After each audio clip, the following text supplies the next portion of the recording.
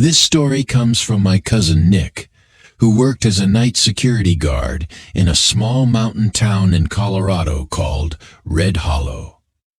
The town was remote, just a few stores, old houses, and a strange stillness in the air. It wasn't abandoned, but it felt like the town had a secret it didn't want to share. Nick's job was simple.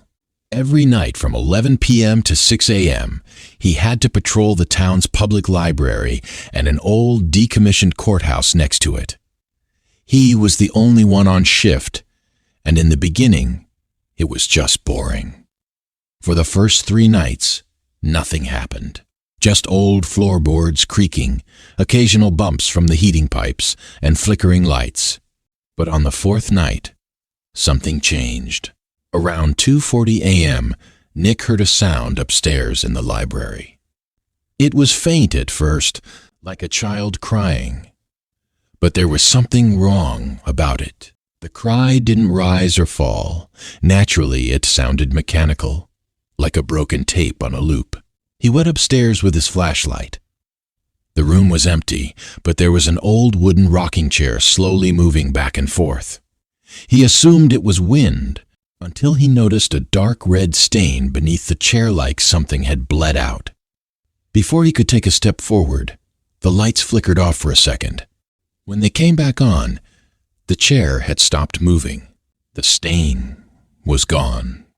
The next day, Nick reviewed the security footage from the 2nd floor. At exactly 3:17 a.m., the camera showed the rocking chair moving on its own. Then, for less than a second, a blurry figure of a child appeared sitting in it. Just sitting, staring directly at the camera. Nick froze the frame and zoomed in. The eyes were wide open, hollow, lifeless, and locked onto the lens.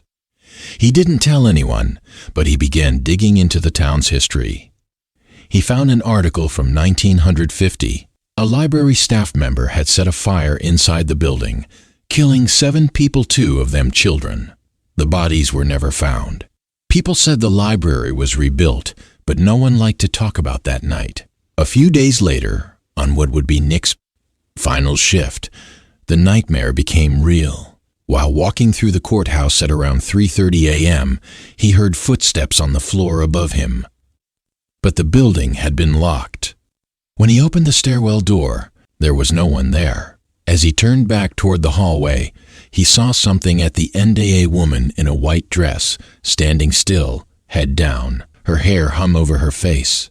Nick raised his flashlight, and in that exact instant, she vanished. Back at his desk, shaken, he found something that hadn't been there before. A small torn piece of paper lying neatly on top of his security clipboard. It had a single sentence, written in red ink. "Don't leave us again, Nicholas." Nick quit the next morning. He packed his things and left town. He never applied for another security job again. And even now, sometimes in his dreams, he hears the same child's cry, always at the same time. 3:17 a.m. If you ever find yourself driving through Red Hollow at night, don't stop near the library. Some towns bury their past. This one waits for it to return.